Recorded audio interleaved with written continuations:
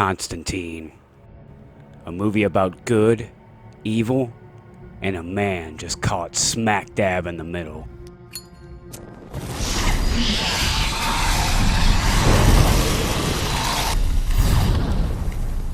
When the movie opens up, we see these two guys somewhere in Mexico. One of them finds the ancient spear of destiny and gets up to walk away when this happens.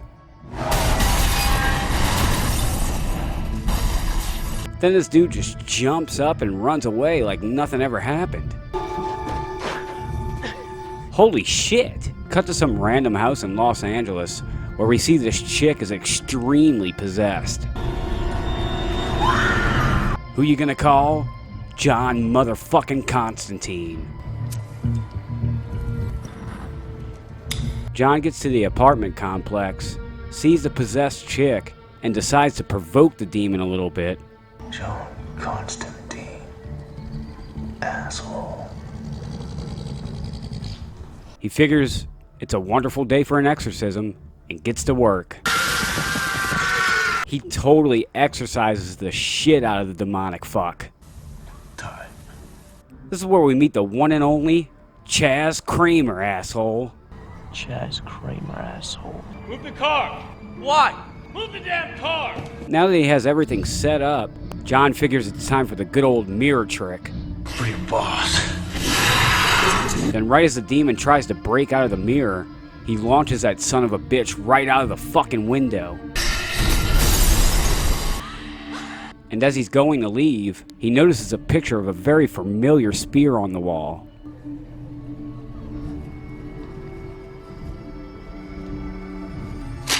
This is where we meet Isabel Dodson, played by Rachel Weisz, in this horrific scene where she just leaps off of a building. Shit. Cut to John's apartment where he's coughing up blood. Over at the doctor's office, things aren't looking too good for Mr. Constantine. You saved me before, you can do it again, right? This is aggressive. Damn, that's harsh. Make arrangements. No need. I already know exactly where I'm going. Turns out that Isabel was the twin sister of Detective Angela Dodson, also played by Rachel Weisz. And she's hot on the case of her sister's death. She wouldn't kill herself. So remember the guy from the beginning of the movie that found the spear? Yeah, well, we see him again in this pretty dark scene here. Dark. John goes to the local weapons dealer to get some new demon fighting gear. That dragon's breath, though. Damn. Gotta get me one of those. He's even got some cough medicine. A real one-stop shop. On the house. John seeks out Gabriel, the angel half-breed, for guidance. You're fucked. And as soon as he gets outside the church, he lights up a cig. And his punchlines are killers. Man, I guess some people never learn. Hey! Over at what I'm assuming is John's place, Father Hennessy, yeah, that's his actual name, is doing some very heavy reading. Isabel. Angela's doing a little detective work when we get this pretty eerie scene here.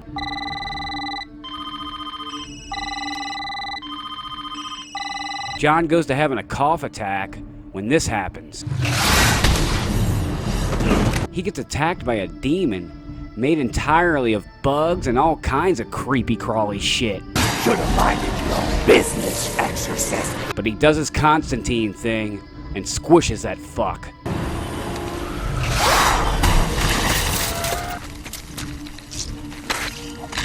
Was that a fucking crab he kicked there? Shit. John goes down into an underground club to meet with Midnight, 2 frogs on the bench. where we hear the epic sounds of a perfect circle.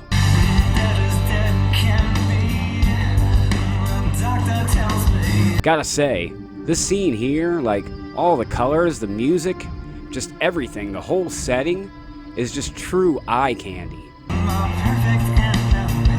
He has a talk with Midnight and tells him of the bug demon that tried to attack him, but Midnight dismisses it, saying it's pretty much impossible. Demon here on our plane. Clearly, I do not have to remind you that is impossible. This is where John tells him he needs to use the chair.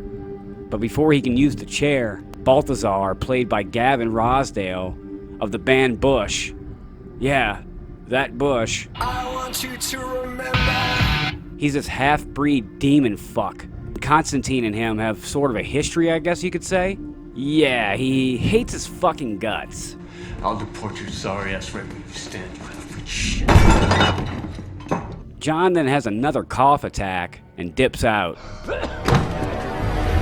Back at John's place, he's having yet another smoke when Detective Dodson shows up to ask him a few questions. I'd like to ask you a few questions, if that'd be okay. I'm not really in the talking mood right now. She's basically here because she needs help, but he quickly shows her the door. Well, I thought that with your background, you could at least point me in the right direction. Sure. Then some real demonic ass shit starts to happen. I guess you can say he reconsiders a little bit. John follows after the detective and questions her faith. I don't believe in the devil. You should. He believes in you. We then get this scene that looked like something straight out of Silent Hill. In the darkness, amidst the blackout, they hear what sounds like wings flapping all around them when we get this badass scene here.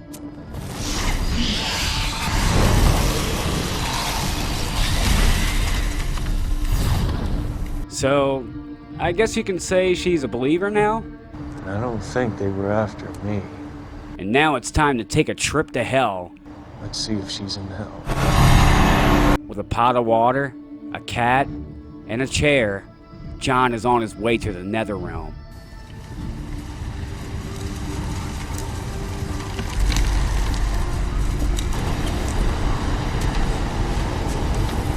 It definitely works, and he appears right in the middle of the pits of hell to find Isabel.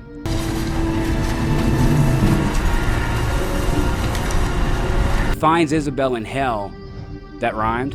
And just as they go to call out for her, his new demon buds show up to give him a hug. But he's not about that shit, so he decides that it's time to go. Jesus. He informs the detective that her sister is in fact in hell. She killed herself. What? She's dead for it. Damn. Now that's some pretty heavy ass shit right there. After an intense scene where Father Hennessy dies a pretty horrible death, John gives a little of his backstory about his gift. Things humans aren't supposed to see.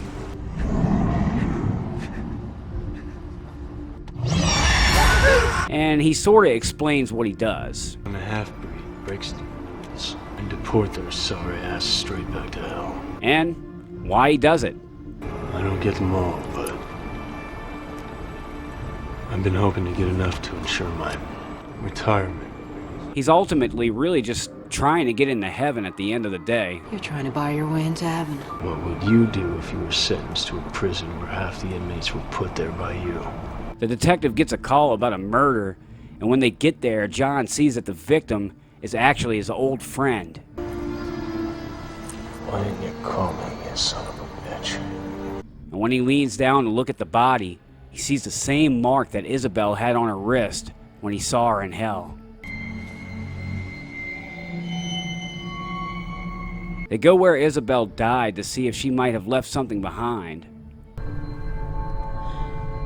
windows. Thing is, the verse is from the Satanic Bible. They have Bibles in hell. Paints a different view of Revelations. Says the world will not end by God's hand, but be reborn in the embrace of the damned. So essentially, the son of the devil is trying to cross over, and Isabel was just one of the two vessels that he needed. To cross over, Mammon would need divine assistance. To cross over, Mammon would need the help of God. But by the time they get to Beeman, it's already too late.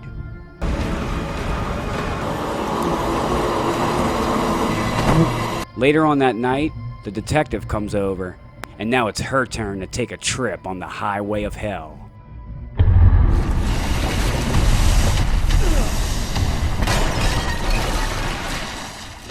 When she comes to, she starts murmuring this weird chant. I always known that it wasn't luck. I've always known that I've always known that I could see it. Oh shit! It's a clue! It was fucking Balthazar! That son of a bitch! He goes over to confront the half-breed demon fucker in this badass scene here.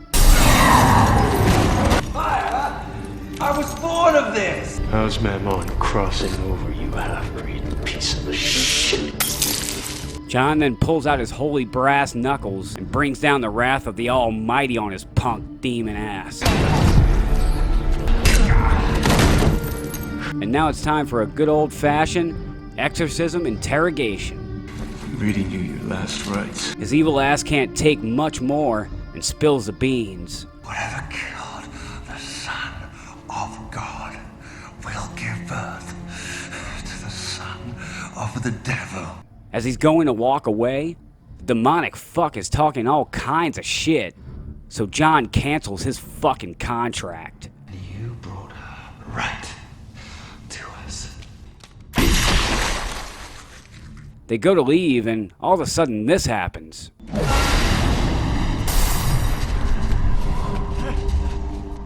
Goes back to Midnight's place and requests to use the chair, I need to use the chair. but he doesn't give it up without a fight.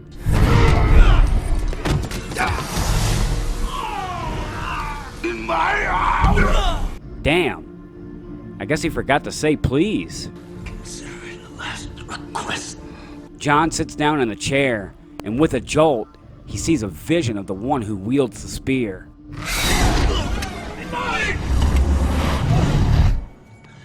Any luck?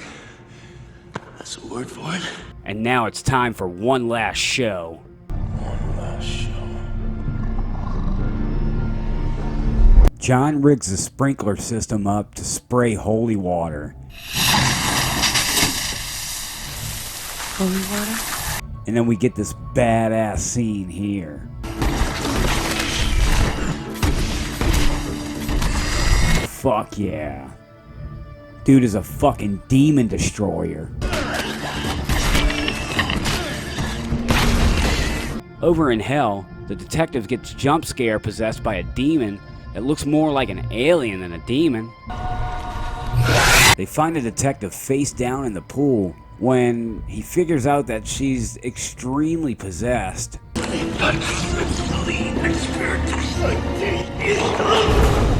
So, John gets to doing what he does best.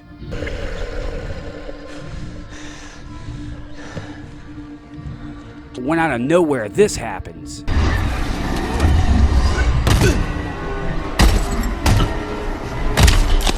Well, shit. Gabriel shows up and apparently has made a deal with the Dark One. By handing Earth over to the son of the devil? Help me here. Damn, what a backstabbing bitch. Gabriel, you're insane. The road to salvation begins tonight. John cuts himself to call the Prince of Darkness. It works like a charm, and Lucifer comes to collect his soul, and also to reclaim Earth as his own. Lucifer. This world is mine in time.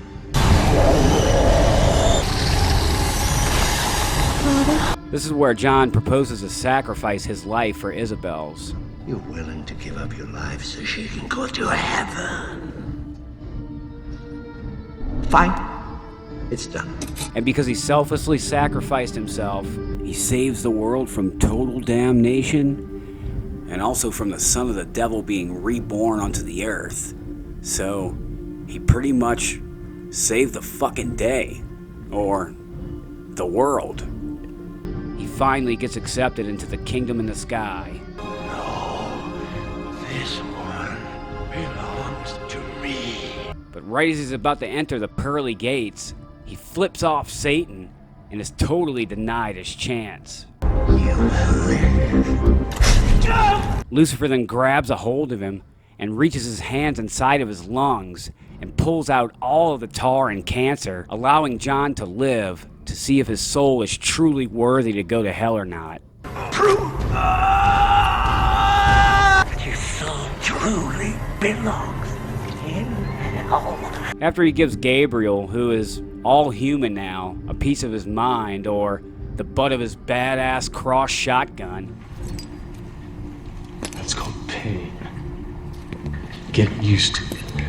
He gives the detective the spear, and after some badass dialogue, the movie ends. I guess there's a plan for all of us. I had to die twice just to figure that out. It works his work in mysterious ways. Some people like it, some people don't.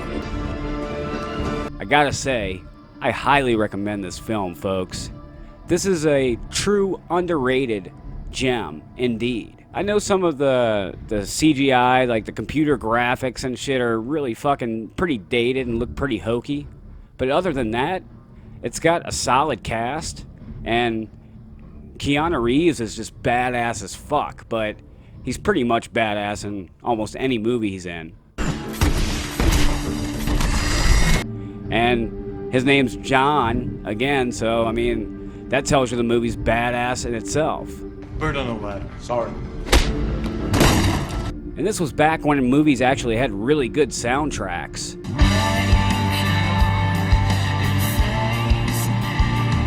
It's all around a really fucking badass package. So break out your crucifix and your holy water and check out Constantine. It's an evilly good time.